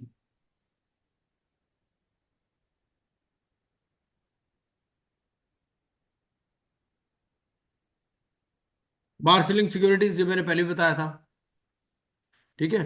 If the owner of two और more properties mortgages them to one person and then mortgages one or more of the properties to another person, the subsequent mortgagee is in the absence of a contract to the contrary entitled to have the prior mortgage debt satisfied out of the property or properties not mortgaged to him, ठीक है, so far as the same will extend but not so as to prejudice the rights of the prior mortgagee or of any other person who has for a consideration required an interest in any of the properties.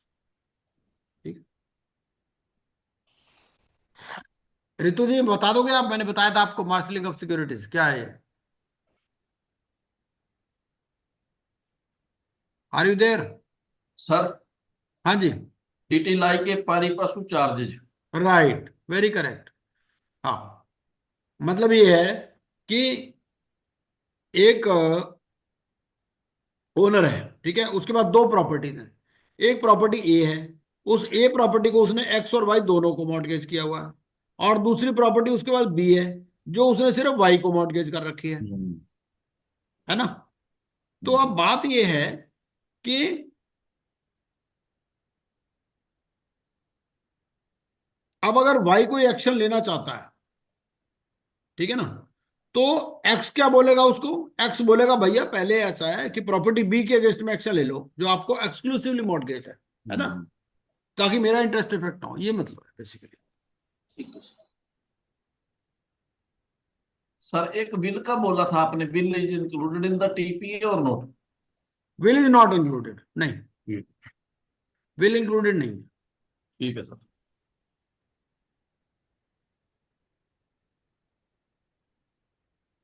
ये lease,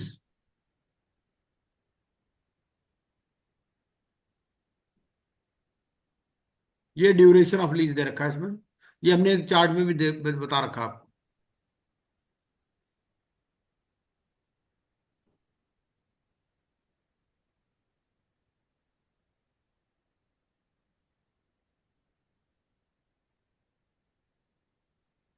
चलिए next act देखें, कौन सा act देखें और बताइए। Sir, एक सरफेसी देखो थोड़ा सा जी। हाँ सरफेस ही करते हैं, हाँ ठीक है जी, ये आ गया हमारा सरफेसी एक्ट। अब हम्म। सरफेसी एक्ट क्या बोलता है, ये मैं थोड़ा शेयर कर देता हूँ, स्टॉप करके सरफेसी एक्ट को शेयर। ठीक है जी, ये नजर आ रहा होगा आपको स्क्रीन पर। हाँ जी, आ रहा है सर। हम्म सरफेसी एक्ट में देखिए दो तीन चीजें हैं इंपॉर्टेंट। सबसे पहली चीज तो ये है कि जो एसेट रिकंस्ट्रक्शन कंपनीज हैं, ठीक है, उसके बारे में कि भाई उसकी नेट ओन्ड फंड्स कितने होने चाहिए, कौन उसको रजिस्टर करता है, अगर उसका मैनेजमेंट चेंज होता है उसके बारे में। एक तो एसेट रिकंस्ट्रक्शन कंपनीज के बारे में सवाल पूछ सकता है इसमें। दूसरा, सेंट्रल रजिस्ट्री के बारे में पूछ सकता है ना, एक सेंट्रल रजिस्ट्री है सरफेसी में, तो सेंट्रल रजिस्ट्री पर सवाल पूछ सकता है। और तीसरा पूछेगा आपसे ये जो है अपना इसका बेसिकली जो इश्यू ऑफ रिसीट्स वगैरह के ऊपर सवाल पूछ सकता है।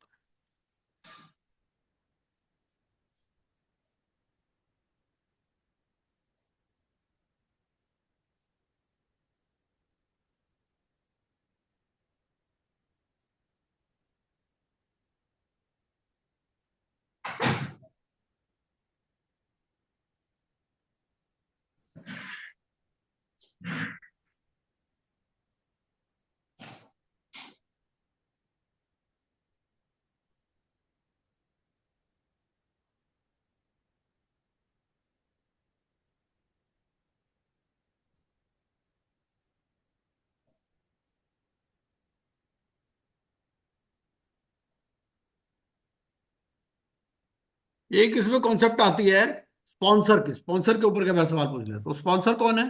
Sponsor means any person holding not less than 10% of the paid up equity capital of an asset reconstruction company. ठीक है,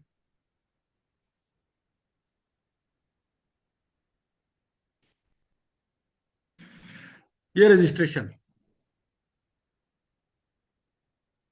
रजिस्ट्रेशन में बोलता है कितना, no asset reconstruction company shall commence or carry on the business of securitization or asset reconstruction without obtaining a certificate of registration and having net owned funds of not less than 2 crore or such other higher amount as the Reserve Bank may by notification specify।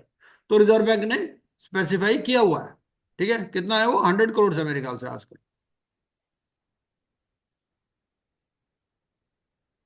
तो आपको RBI को apply करना है।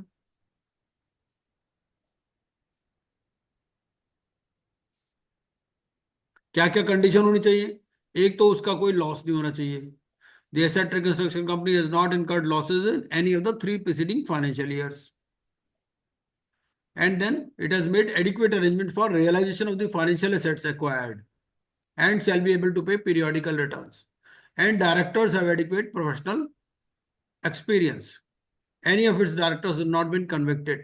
Sponsor का हमने बता दिया, not less than 10%. He is a fit and proper person.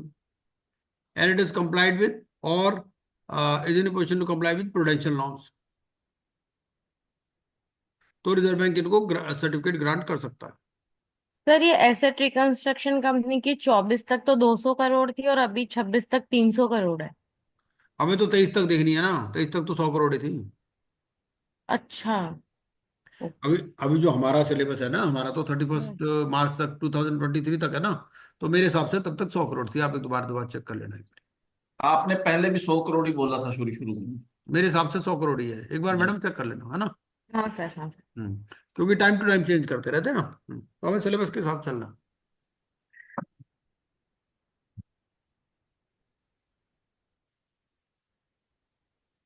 एक तो ये हो गया, एआरसी के ऊपर सवाल पूछ सकता है। एआरसी पे सवाल पूछेगा तो बेसिकली वही पूछेगा। दूसरा ये कि मिनिमम अमाउंट कितना होना चाहिए जिसके एक्शन ले सकते हो आप। सरफेसी में एक्शन के लिए मिनिमम अमाउंट कितना होना चाहिए, लोन अमाउंट।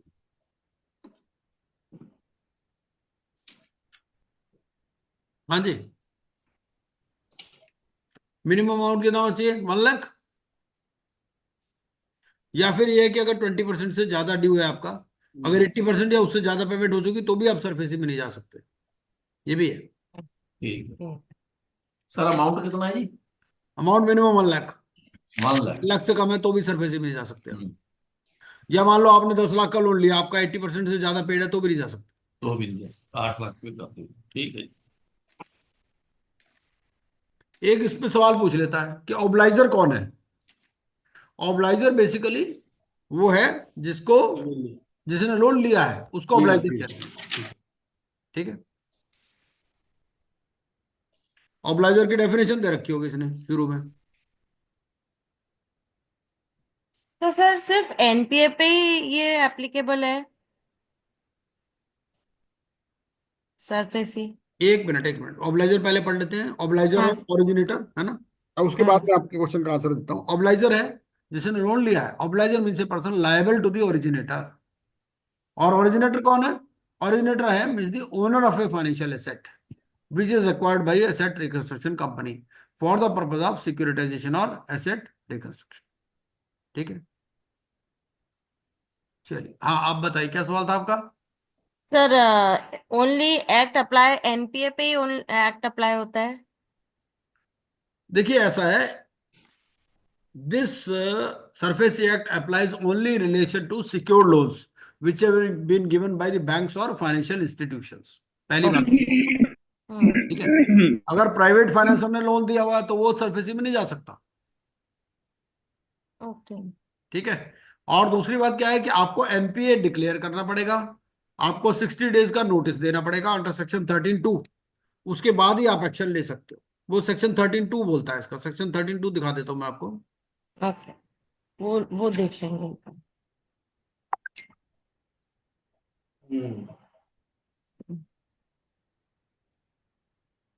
ये है सेक्शन 13(2).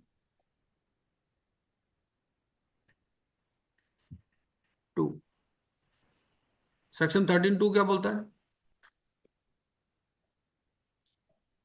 सेक्शन 13(2) बोलता है where any borrower who is under a liability to a secured creditor, अगर अनसिक्योर्ड लोन है तो भी सरफेसी इन्वोक हो सकता, makes okay. Any default and is account in respect of is classified by the secured creditor as NPA. तो इसको सबसे पहले उसको क्लासिफाई करना पड़ेगा as NPA. Then the secured creditor may require the borrower by notice in writing to discharge in full his liability to the secured creditor within 60 days from the date of notice, failing which the secured creditor shall be entitled to exercise all or any of the rights under subsection 4। ठीक है, तो 13(2) में notice है, 13(4) में फिर वो action ले सकता है। ठीक है, ये देखिए, provided that the requirement of classification of secured debt as non-performing asset under this subsection shall not apply to a borrower who has raised funds through issue of debt securities. मतलब अगर आपने डेट सिक्योरिटीज इशू की है तो फिर उस case में आपको एनपीए क्लासिफाई करने की जरूरत नहीं है। मतलब आपने डिबेंचर्स इशू किए हैं इस तरह से, समझ लो। In the event of a default, the debenture trustee shall be entitled to enforce security interest in the same manner as provided under this section with such modifications as may be necessary। ठीक है, तो उस case में debenture trustee action ले सकता है।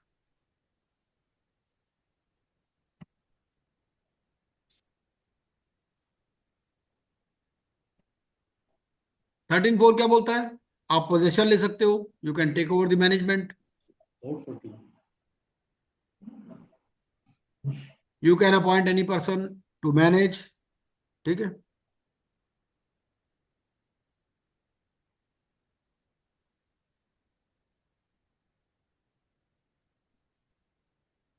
अगर आपका ज्वाइंट फंडिंग है तो not less than 60% should agree. ठीक है, ज्वाइंट फाइनेंसिंग में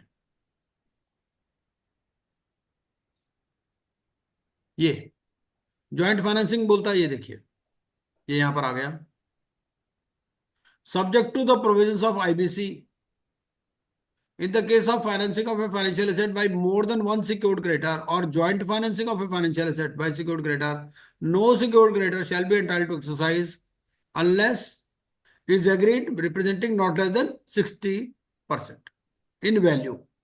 ठीक है, तो 60% एग्री करने चाहिए in case of joint finance. अब आप टेक ओवर कैसे करोगे? टेक ओवर में क्या है, यू कैन अपॉइंट डायरेक्टर्स। आप उस कंपनी में अपने डायरेक्टर्स अपॉइंट कर सकते हो और उस कंपनी के शेयर होल्डर्स की पावर भी रिड्यूस हो जाती है।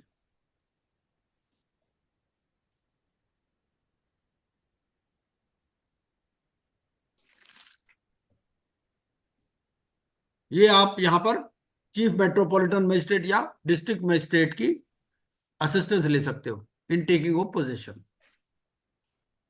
ठीक,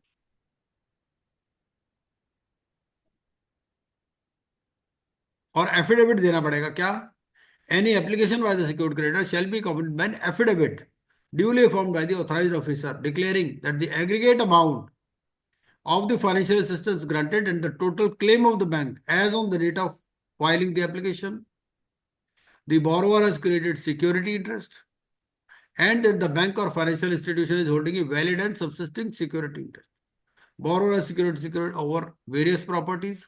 Borrower has committed default and it has been classified as NPA and 60 days notice period has expired। ये सारी चीजें आपको एफिडेविट में प्रूव करनी पड़ेंगी। Borrower has not made payment, और अब इसके लिए कितना पीरियड है? 30 डेज का। ये नहीं कि वो आज ही आपके साथ चल पड़ेगा। जो भी डिस्ट्रिक्ट मजिस्ट्रेट है या चीफ मेट्रोपॉलिटन मजिस्ट्रेट है, shall after satisfying the contents of the affidavit pass suitable orders for the purpose of taking possession of the secured assets within a period of 30 days from the date of the application। ठीक है, और अगर मान लो 30 दिन में भी नहीं कर सकता, कुछ बिजी है, तो by recording reasons it may be further extended but not exceeding aggregate 60 days. ठीक है, चलिए, manner and taking over of management. Take over कैसे करोगे आप? तो आपने क्या किया, 32 में नोटिस दे दिया, सबसे पहले एनपीए अकाउंट डिक्लेयर कर दिया, नोटिस दे दिया, उसके बाद में 13(4) में पोजीशन ले लिया। नहीं है तो आप चीफ मेट्रोपॉलिटन मजिस्ट्रेट या डिस्ट्रिक्ट मजिस्ट्रेट के पास पहुंच गए सेक्शन 14 में। वो 30 दिन के अंदर एक्ट करेगा, नहीं तो मैक्सिमम 60 डेज में एक्ट करेगा। अगर कंपनी है, ठीक है, तो क्या होगा ना, आप डायरेक्टर्स बन जाओगे ऑफ दैट बोरोवर। ठीक है, और दूसरे केस में एडमिनिस्ट्रेटर बन जाओगे, कोई प्रोप्राइटरशिप है ना, उस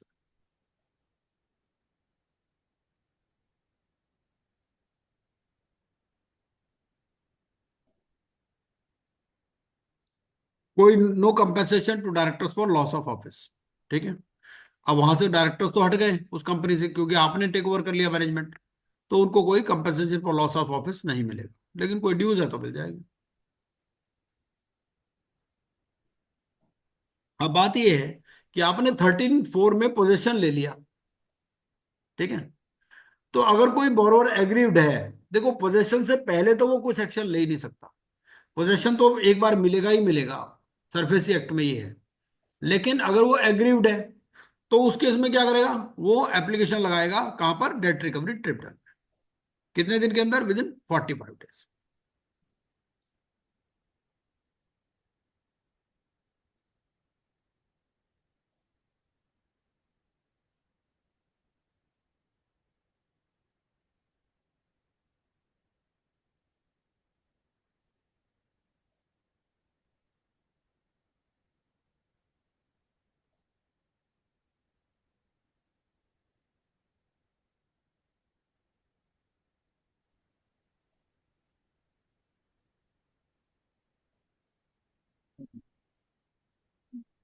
और डीआरएटी से भी सर्टिफाइड नहीं है तो आपको फिर अपील करनी है डीआरएटी में विद इन 30 days।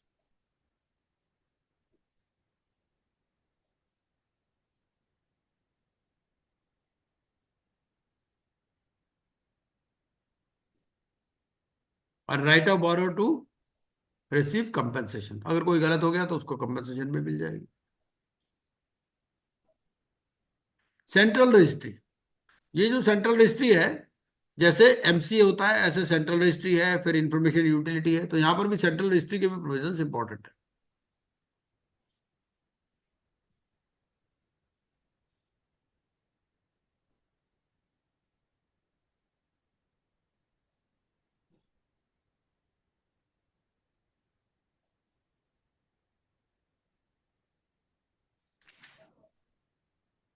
तो इसके लिए सेंट्रल रजिस्ट्रार होता है, इसको अपॉइंट करते हैं।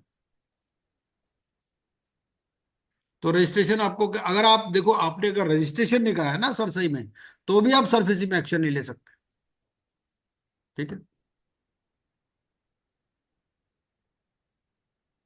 Filing of transaction of securitisation, reconstruction and creation of security interest.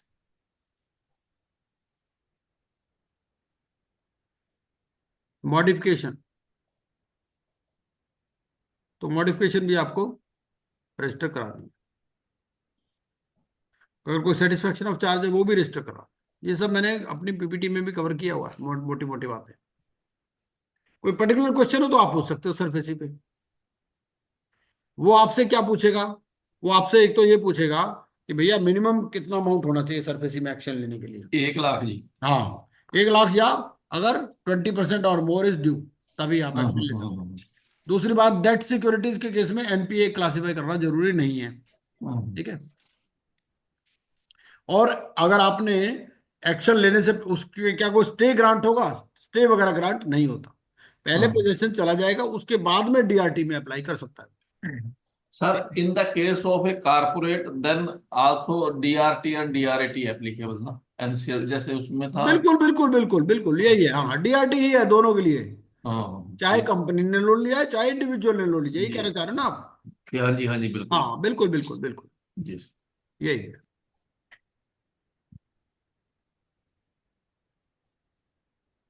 Action लेने के लिए सर मजिस्ट्रेट वगैरह के पास जाना है। वो 60 दिन, जरूरी नहीं है, अगर वो सीधा ही आराम से दे देता तो कोई दिक्कत नहीं है। वो 60 दिन के अंदर अपना रिप्लाई करेगा। हैं। 60 दिन के अंदर रिप्लाई करेगा वो। हाँ। यदि उसके पास टाइम नहीं है तो 60 दिन के अंदर उसको लेना है एक्शन।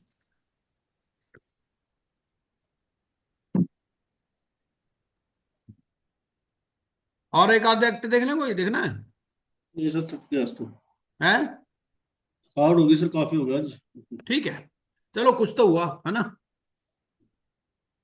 अब ये देखो, ये जो मेरी वेबसाइट है इस पे मैंने सारे एक्ट डाल रखे हैं, है ना। ये यहाँ पे आपको नजर आएंगे, ये ज्यादातर एक्ट इस पे डाल रखे हैं। सर एक हम्बल रिक्वेस्ट ये है कि आप आईबीसी से रिलेटेड जितने भी आपके पास है ना सर, क्वेश्चन पेपर्स जो बनाए हुए हैं, वो सर डेली बेसिस पे एक एक दिन छोड़ के एक दिन छोड़ के वो कर दिया करो शेयर। हम उसको ट्राई करेंगे, कोशिश करेंगे करने की। नहीं, मैंने तो काफी सारे क्वेश्चन शेयर किए हाँ दिए हैं हैं। सर, हम कर रहे हैं उनको भी। यदि कोई और भी हो तो सर उसको हाँ भी। बिल्कुल हाँ बिल्कुल बिल्कुल, हाँ। प्लीज।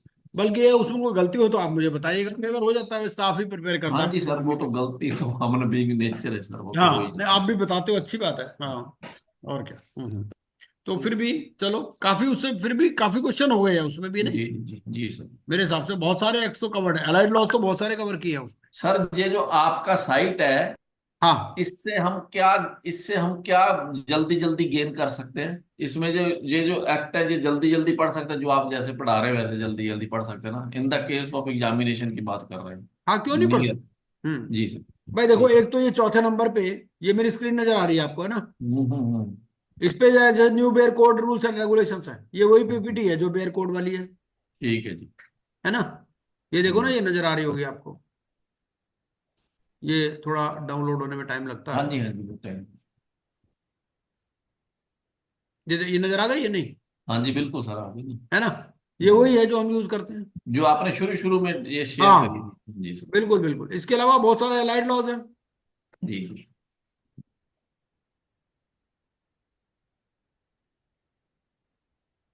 इससे पीछे जाओ तो ये अलाइड लॉज है बहुत सारे, sale of goods act, partnership act, है ना?